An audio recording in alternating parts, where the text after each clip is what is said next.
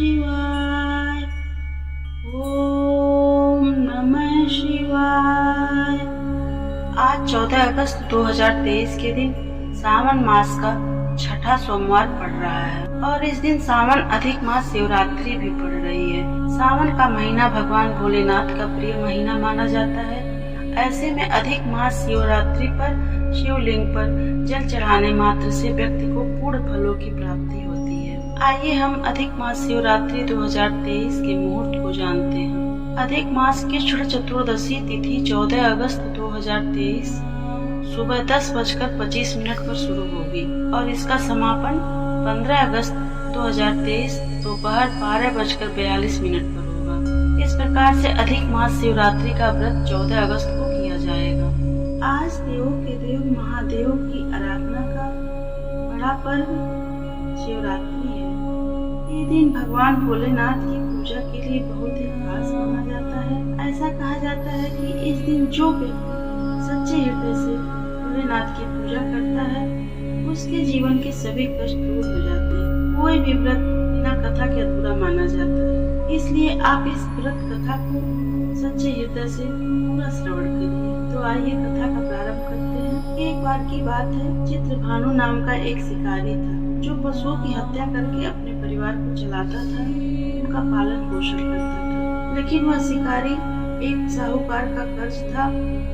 कर्ज को समय पर न चुका पाने के कारण साहूकार ने उसको एक शिव मठ में बंदी बना लिया था।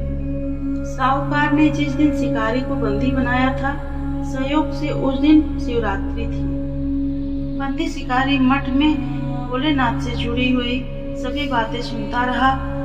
वहीं उसने शिवरात्रि व्रत की कथा भी सुनी। जब शाम हो गई तो शिकारी को साहूकार ने बुलाया और ऋण चुकाने के लिए पूछा तो शिकारी ने कहा कि मैं अगले दिन आपके ऋण को चुकता कर दूंगा। साहूकार उसे छोड़ देता है और शिकारी जंगल में शिकार करने के लिए चला जाता है। दिन भर बंदी रहने के कारण शिकारी को बहुत जोर की भूख और प्यास लगती है। शाम का समय होने पर वह एक तालाब के पास जाता है।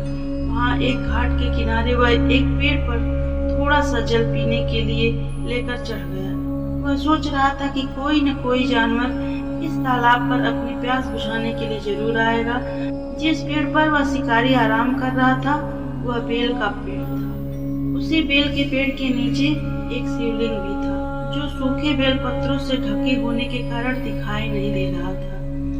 भूखा और प्यासा शिकारी वहीं पर एक मचान बनाता है और उसी पर बैठ जाता है। मचान बनाते समय उसने जो टहनियां तोड़ी वे संयोग से शिवलिंग पर जा गिरी। इस प्रकार से दिन भर भूखे प्यासे रहने के कारण शिकारी का व्रत भी पूरा हो गया और शिवलिंग पर बेलपत्र भी चढ़ गए। एक पहर रात्रि बीत जाने पर एक गर्भिणी हिरणी तालाब पर पानी पीने के लिए आई। शिकारी जैसे ही हिरणी को मारने के लिए तैयार हुआ, उसके हाथ के धक्के से कुछ पत्ते और जल की बूंदें शिवलिंग पर जा गिरी और अनजाने में ही शिकारी की पहले प्रहर की पूजा भी संपन्न हो गई। हिरणी कहती है, मुझ पर दया करो, मैं गर्भिणी हूँ, शीघ्र ही प्रसव करूंगी। तुम एक साथ दो जीवों की हत्या करोगे जो ठीक नहीं है। जैसे ही बच्चे का जन्म हो जाएगा मैं शीघ्र ही तुम्हारे पास वापस आ जाऊंगी, तब तुम मुझे मार लेना। शिकारी सोचता है कि अच्छा ठीक है, इसको मैं जाने देता हूँ और वह हिरणी चली गई। थोड़ी देर बाद एक और हिरणी उधर से आती है।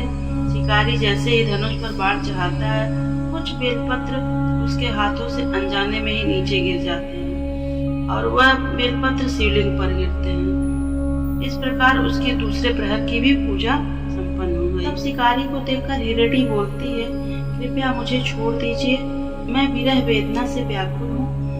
मैं अपने प्रिय की खोज में भटक रही हूँ। मेरे पति कहीं भटक गए हैं। जैसे ही मेरे पति मुझे मिल जाते हैं मैं शीघ्र ही तुम्हारे पास आ जाऊंगी। 2 बार शिकार होकर शिकारी बहुत परेशान हो जाता है और रात्रि का आखिरी पहर बीत रहा था। तभी एक दूसरी हिरणी उधर से अपने बच्चों के साथ गुजरती है। शिकारी जैसे ही बाण चलाने के लिए तैयार होता है तब वह हिरणी बोलती है कि मैं इन बच्चों को इनके पिता को देकर तुम्हारे पास तुरंत लौट आऊंगी, तुम मुझे इस समय मत मारो। शिकारी हंसता है और बोलता है कि सामने आए शिकार को मैं कैसे छोड़ दूं? मैं ऐसा पहले 2 बार कर चुका हूँ और मेरे बच्चे भूख प्यास से तड़प रहे होंगे। तब हिरणी बोलती है, जैसे तुम अपने बच्चों को याद कर रहे हो और तुम्हें उनकी ममता सता रही है, उसी प्रकार मुझे भी इन बच्चों की फिक्र है। मैं सिर्फ इन बच्चों के लिए तुमसे थोड़ी देर के लिए जीवन दान मांग रही हूँ। ऐसी बातें सुनकर शिकारी को उस पर बहुत दया आती है। वह उसे जाने देता है।